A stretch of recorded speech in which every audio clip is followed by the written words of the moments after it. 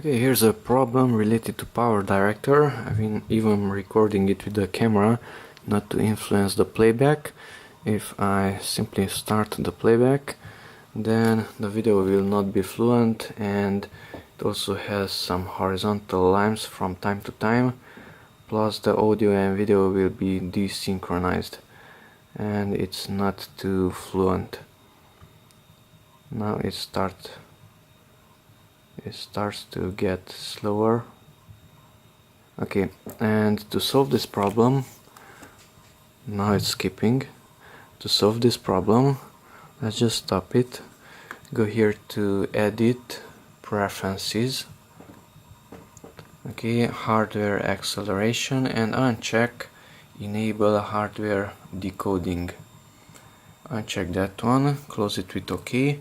Now close the entire program, restart PowerDirector itself.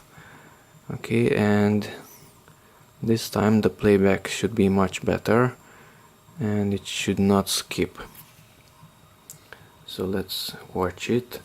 It skipped before the next clip, between the two clips, and plus it had some horizontal lines around that level, and of course the audio and video was not in sync. So with hardware acceleration, the playback speed on this computer, at least, it's much better.